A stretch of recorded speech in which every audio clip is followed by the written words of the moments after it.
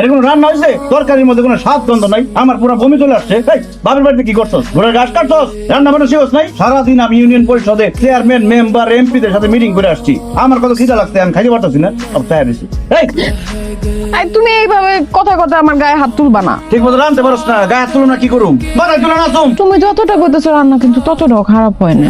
এই কিসের তুমি? আমি তোর স্বামী, আমার আপনি করে বলবি, সম্মান দিয়ে কথা বলবি। আমি তোমারে তুমি কইরাই কমু, তুমি আমার স্বামী না। আর রান্না করার সময় তো আমি লবণ চাইখা দেখলাম, কই সবকিছু তো ঠিকই আছিল। আবার মুখে মুখে কথা কয়। এই তোর জিব্বা আর আমার জিব্বা কি এক? তোর জিব্বায় তোর রান্না মজা লাগতে পারে, কিন্তু তোর রান্না তো আমার জিব্বায় মজা লাগতেছে না।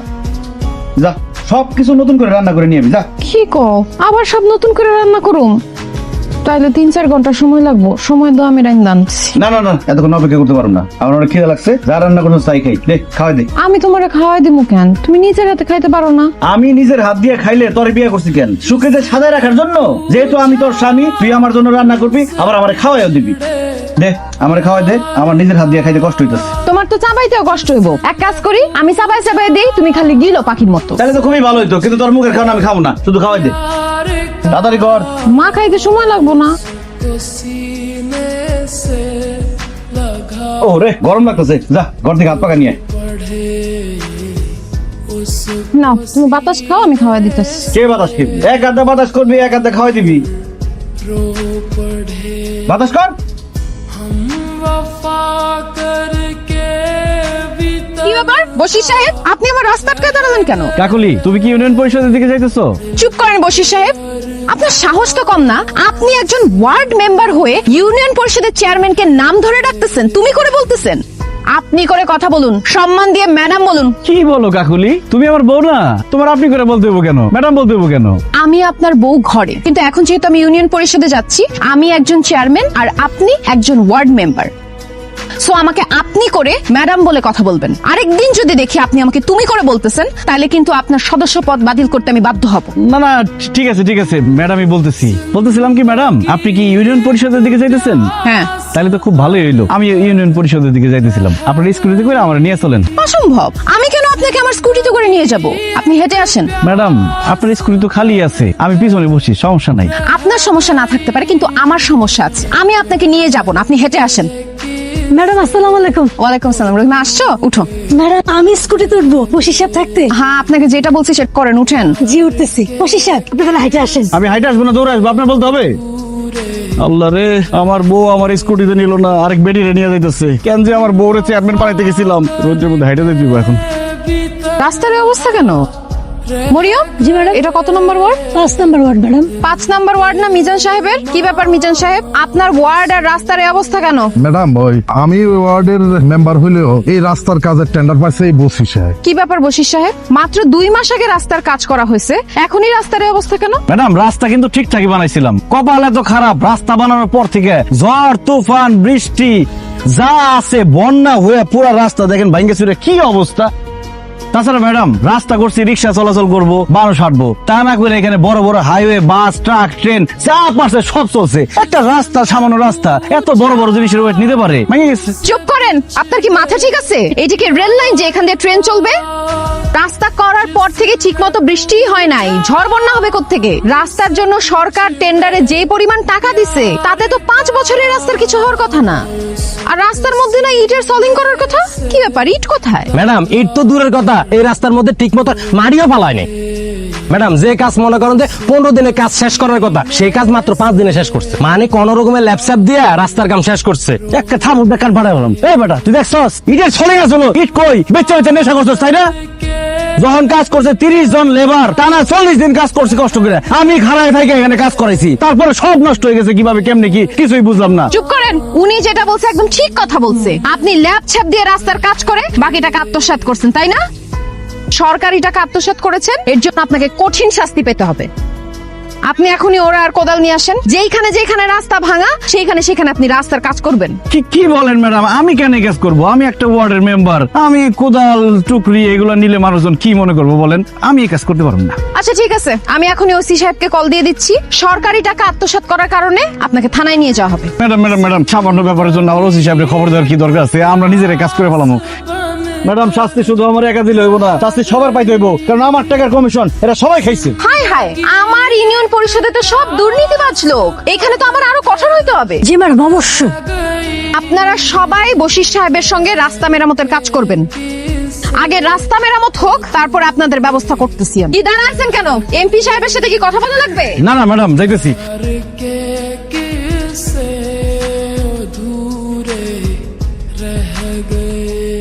শুধু দেশের উন্নয়নে কাজ করলে হইব, বাড়ি ঘরে কাজ করতে হইব না? বাড়ি ঘরের আবার কিসের কাজ? আপনি কি কানা হয়ে গেছেন? আপনি চোখে দেখেন না এই জামা কাপড় ময়লা, হাড়ি পাতিল গুলা ময়লা, সব ময়লা পড়ে রয়েছে। দাও এগুলো ধুয়ে নিয়ে এসো। এই শার্ট গুলো তো আমি কালকেই ধুয়ে দিলাম, আর থালাবাটিও তো সকালবেলা পরিষ্কার করে তারপর ইউনিয়ন পরিষদে গেলাম। এগুলো নোংরা হইলো কেমনে? ভালো করে পরিষ্কার করো না, এই জন্য ময়লা হয়ে রয়েছে। কাজ করার সময় মন কই থাকে? ইউনিয়ন পরিষদে গিয়ে পড়ে থাকে।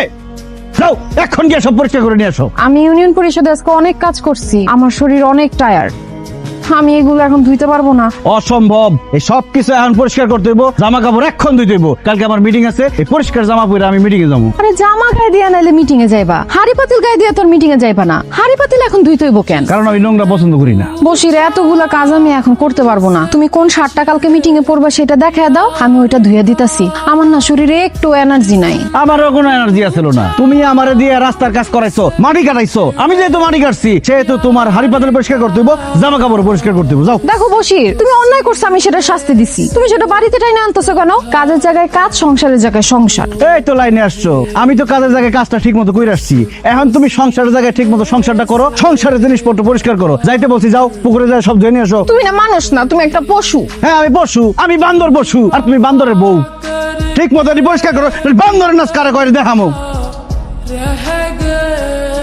ওই ফকিন্নের মায়ের লগে আমি আর সংসার করতে চাইতেছি না। ওই ফকিন্নের মায়ের লগে আপনি যেমনি হোক আমার তালাকের ব্যবস্থা করেন। ওরা যদি আমি তালাক দেই, তালাক দিয়ে আমার খালাতো বোনের বিয়ে করি, আমি 2 লাখ টাকা যৌতুক পাবো। আচ্ছা ঠিক আছে, তালাকের ব্যবস্থা আমি করতেছি, কিন্তু 2 লাখ টাকা থেকে 50,000 টাকা আমার দিতে হইব। আমার সাথে 50,000 টাকা বেশি হয়ে যাইতেছে। আপনি যে 20,000 টাকা নগদ রাখেন, আর ব্যাপারটা একদম দফরফা করে ফেলান। আচ্ছা ঠিক আছে, আয় চুপচাপ থাকবি। সুমি, তোমরা আমাকে এইখানে কেন রাখছো এটা না খুইলা কও। মেম্বার সাহেব, সবুজরে আমি ভালোবাসা বিয়া করছিলাম। ও বিয়ার আগে কইছিল যে ও আমার কাছে কিচ্ছু চায় না, শুধু আমারে পাইলেই হইব। কিন্তু বিয়ার 1 বছর যাইতে না যাইতে ও প্রতি রাতে আমারে অত্যাচার শুরু করে, মারধর করে আমারে। বলে যে আব্বার কাছ থেকে 1 লাখ টাকা আইনা দিতে। আমার আব্বা তো গরিব মানুষ, 1 লাখ টাকা কোত্থেকে দিব? আর আমার বাপের এত টাকা দেওয়ার সামর্থ্যও নাই। এর জন্য সবুজ আমারে তালাক দিতে চায়। আমি সবুজের সাথে সংসারটা করতে চাই মেম্বার সাহেব, আপনারা সবাই ওরে বুঝায় গণ না, ও যেন আমার সাথে সংসারটা করে। কিরে সবুজ, তোর এত বড় সাহস, যৌতুকের জন্য একটা অসহায় মেয়ের তালাক দিতে চাস? সমস্যা কি তোর ক? মেম্বার সাহেব, ও যা কইতেছে সব মিছা কথা কইতেছে। যৌতুকের টাকার লাগে আমি ওরে তালাক দিতেছি না। সে আমার অগোচরে অডিও ভিডিও কলে এই মতে অনেক পোলাগুলোকে কথা কয়, এবং অনেক কয়েকটা পোলার লগে অবৈধ সম্পর্ক আছে। কি কম লজ্জার কথা, আমি তো ওরে কয়েকবার হাতে নাতে ধরছি। এখন আপনি কোন মেম্বার সাহেব, এরকম একটা চরিত্রহীন মায়ের লগে কি আমার সংসার করা উচিত? আল্লাহর দোহাই লাগি, এই ভরা মজলিসে আপনি এত বড় মিথ্যা কথা কইেন না। আপনারা বিশ্বাস করেন, ও যা যা কইতাছে সবটা মিথ্যা কথা কইতেছে। মেম্বার সাহেব, আমার মাইয়া যা কইতাছে সব সত্য কথা কইতাছে। মেম্বার সাহেব, আসলে হয়েছে কি জানেন, এই সবুজ তার খালাতো বোনের বিয়ে করতেছে 2 লাখ টাকা যৌতুক নিয়ে। তার জন্য এই সবুজ আপনাদের সামনে খারাপ খারাপ কথা আপনাদের সামনে বানায় কইতাছে, আমার নাম মাইয়ের নামে বিচার দিতেছে। চুপ করেন আপনি। আপনার মেয়ের চরিত্র কেমন সেটা খুব ভালো করে জানি। এরকম একটা চরিত্রহীন মেয়ের সাথে একটা ভালো ছেলে কি সংসার করতে পারে? তাই এই বিচারের সিদ্ধান্ত হইতেছে সবুজ সুমিরে তালাক দিয়ে দিব। খবরদার, এরপরে আর কেউ কোনো কথা কইবে না। কত টাকা ঘুষ খায় রায় দিতাছেন মেম্বার সাহেব? কি বলতেছেন চেয়ারম্যান ম্যাডাম? আমি একজন সৎ নিষ্ঠাবান আদর্শবান মেম্বার, আমি ঘুষ খাবো কেন? ও আচ্ছা, আপনি ঘুষ খান না। শান্ত, পকেট চেক করো। কি ব্যাপার, আপনি বলে ঘুষ খান না? এই টাকা আসলো কই থেকে? আমি একটু আগে ব্যাংকের থেকে টাকাগুলো তুলছি। খবরদার, মিথ্যা কথা বলবেন না। আপনি কোনো ব্যাংক থেকে টাকা তুলেন নাই। এই সবুজ আপনারে ঘুষ হিসেবে এই টাকাটা দিছে। ওই কথা কেন, তুই ঘুষ হিসেবে টাকা দিছস? জি ম্যাডাম, মেম্বার সাহেব আমি 20,000 টাকা দিছি। উনি কইছে যে বিচারের রায় আমার পক্ষে দিব। দেখছেন এলাকাবাসী, বশির মেম্বার ঘুষ খায়া একটা নিরীহ মাইয়ার সংসার ভাঙা দিতেছে। সবুজ, তোরে আমি সাফ সাফ বলে দিতেছি, তুই তোর বউয়ের সাথে সুন্দর মতো সংসার করবি, ওরে যৌতুকের জন্য আর নির্যাতন করবি না। যদি আমি আর কোনো কিছু শুনছি, তাহলে কিন্তু নারী নির্যাতনের মামলায় তোরে আমি জেলের ভাত খাওয়ামু। আরেকটা বিয়ার কথা জীবনে মাথায় আনবি না ম্যাডাম, এই যে আমি কানে ধরছি, আমি আর জীবনে কোনোদিন বিয়ের কথা মুখে আনবো না। সুমি, তুমি আমার মাফ করে দাও, আমি তোমার লগে সংসার করবো, আর কোনোদিন আমি তোমার অত্যাচার করবো না। তুমি চলো, আমার লগে ঘরে চলো। আর আপনাদের গ্রামবাসীদের একটা কথা আমি সাফ সাফ বইলা দেই, কেউ কেউ যদি যৌতুকের জন্য নারী নির্যাতন করেন তাইলে আমি নিজে গিয়ে আপনাকে পুলিশে দিমু। কথাটা যেন মনে থাকে। সবাই বাড়িতে যান। বলেন বশির সাহেব, আপনার কি বিচার করুন? আমার শুধু একা শাস্তি দিলে হবে না ম্যাডাম, এই টাকা বাদে সবার ভাগ আছে এই ঘুষের টাকায়। সেটা আপনি না বললেও আমি জানি, সমস্যা নাই। এমপি স্যারের সাথে আমি কথা বলতেছি। এমপি স্যার আইসা তোমাদের সবার বিচার করবে, তোমাদেরকে উচিত শিক্ষা দিবে। এটা আপনার বউ না আপনার শত্রু? কিভাবে জনগণের সামনে আপনার বেজ্জতি করে গেল?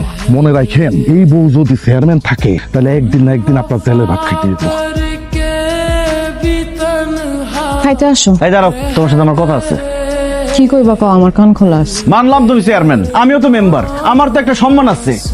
আচ্ছা মেম্বারের কথা বাদ দিলাম, আমি তো তোমার স্বামী, আমার তো সম্মান করবা নাকি? আমি তোমার বাড়ির সব কাজ কাম করি, থালা বাটি ধুই, কাপড় চোপড় ধুই, রান্না বান্না করি, তোমার মুখে তুইলা পর্যন্ত খাওয়ায় দিই। আর কিভাবে তোমার সম্মান করুম? খালি ঘরে সম্মান করলে হয় না, বাইরেও সম্মান করতে হয়, রাস্তাঘাটে সম্মান করতে হয়। আজকে যে এতগুলো মানুষের সামনে তুমি আমার অপমান করলা, আমি জীবনে কোনোদিন তাদের সামনে মাথা তুলে দাঁড়াতে পারুম? তোমার নিজের মধ্যে যদি একটুখানিও মান সম্মান থাকতো তাইলে তুমি ঘুষ নিতা না, একটা অসহায় মায়ের জীবন নষ্ট করার এত বড় প্ল্যান করতা না। ঘুষ খাবো না তো কি করুম? আমি যে বাড়ি ঘর জমি জমা সবকিছু বন্ধক রেখে টাকা দিয়ে নির্বাচন করছি, সেই টাকা কে দিব? ঘুষ না খেলে, দুর্নীতি না করলে, 2 নম্বরই না করলে এই টাকা দিব কে? তুই দিবি আমার টাকা? কে কইছিল তোমারে বাড়ি ঘর বন্ধক রাখা এত টাকা খরচ করে মেম্বারি নির্বাচন করতে? জনগণ কইছিল? সরকার কইছিল? কেউ তোমারে কয় নাই, তুমি নিজে এত টাকা খরচ করে মেম্বার নির্বাচন করছো। শোনো, নির্বাচন করতে গেলে এত টাকা খরচ করা লাগে না। জনগণ যদি তোমারে যোগ্য মনে করে তোমারে এমনিই ভোট দিব। যাই হোক, তুমি যেভাবে মেম্বার হইছো, কিন্তু মেম্বার যখন হইছো তখন তুমি শপথ নিছো না? সেই শপথের কথা কি তুমি ভুলে গেছো? এই খবরদার আমার জ্ঞান দিবি না, আমার নীতি কথা শোনাবি না। তোর নীতি তোর কাছে রাখ। তুই আমার বউ, তুই চেয়ারম্যান, আমি মেম্বার। মানুষ সেটা নিয়ে আমার আজেবাজে কথা কয়, সারাক্ষণ আমার শরম দেয়। সেজন্য আমি চাই না তুই চেয়ারম্যান থাক। কালকে তুই চেয়ারম্যান পদ থেকে পদত্যাগ করবি। অসম্ভব। এই ইউনিয়ন পরিষদের সবাই আমারে ভোট দিয়ে চেয়ারম্যান বানাইছে, আমি পদত্যাগ করুম না। সাপ সাপ শুই না রাখ, কালকের মধ্যে যদি তুই পদত্যাগ না করস, তোর সাথে আমি সংসার করুম না, আমি তোর ডিভোর্স দিব। তুই তোর জনগণ আর চেয়ারম্যানে নিয়েই থাক। না বুঝছে না বুঝলে কেন এই পাগলামি? দেখেন, আপনারা মুরব্বী মানুষ, আপনাদেরকে আমি সম্মান করি। আমি যে সিদ্ধান্ত নিছি, আমার সিদ্ধান্ত থেকে আমি এক পাও নড়বো না। Chairman madam. কি ব্যাপার আপনারা আমার বাড়িতে? আর তুমি আমার চেয়ারম্যান ম্যাডাম বলে ডাকতেছো কেন? আমি তো এখন বাড়িতে, আমার নাম ধরে ডাকো। না না, আপনি চেয়ারম্যান, আপনাকে সবসময় সম্মান দিয়ে কথা বলতে হবে, আপনাকে ম্যাডাম বলতে হবে। আপনি তো নিজেই বললেন, আপনি বললেন যে আপনার স্বামীর দরকার নাই, আপনার সংসারের দরকার নাই, আপনি চেয়ারম্যান হয়ে থাকতে চান। এই জন্য আপনাকে সবসময় চেয়ারম্যান ম্যাডামই বলবো। যাই হোক, আপনি যেহেতু বলছেন আপনি চেয়ারম্যান পদ থেকে পদত্যাগ করবেন না, তাই আমি সিদ্ধান্ত নিচ্ছি আমি মেম্বারের পদ থেকে পদত্যাগ করব। এই যে পদত্যাগ পত্র। দেখছেন ম্যাডাম, বশির সাহেব কি পাগলামি করতেছে? সে বাড়ি ঘর বন্ধক দিয়া মেম্বার ইলেকশন করছে। এখন যদি সে পদত্যাগ করে তাহলে পাওনাদার এসে বাড়ি ঘর সমস্ত কিছু দখল করে ফেলবো না? তাছাড়া সে যদি পদত্যাগ করে তাহলে এলাকার মানুষের কাছে কোনোভাবে মুখ দেখাইতে পারবো? লোকজন সিসি করবো না? তুমি যেহেতু চাও না আমি চেয়ারম্যান থাকি, আমি আজকে ইউনো সাহেবের কাছে গিয়ে আমার পদত্যাগ পত্র জমা দিয়ে দিব। তোমার পদত্যাগ করা লাগবে না। প্রিয় এলাকাবাসী, আজকে আমি আমার চেয়ারম্যান পদ থেকে পদত্যাগ করতেছি। মা গো, তুমি পদত্যাগ করো না মা। তুমি আসার পর থেকে আমি বয়স্ক ভাতা পাইতাছি। আপা, আপনার জন্য আমি আমার স্বামী, সংসার সবকিছু ফেরত পাইছি। আপা, আপনি অনেক ভালো মানুষ, আপনার আমগো ইউনিয়ন পরিষদের দরকার। আপা, আপনি পদত্যাগ করেন না। আপা দেখেন, আমি আপনাদের কথা রাখতে পারতেছি না, কারণ আমি আমার স্বামীর কথা দিছি। আমি একজন নারী, আমার কাছে আমার স্বামীর কথার মূল্য সবচেয়ে বেশি। শান্ত, আমার ইউএনও সাহেবের অফিসে নিয়ে চলো। দাঁড়াও কাকুলি, জীবনে তো কম পাপ করি নাই, তোমার চেয়ারম্যান পদ থেকে পদত্যাগ করে আর নতুন করে পাপ করতে চাই না।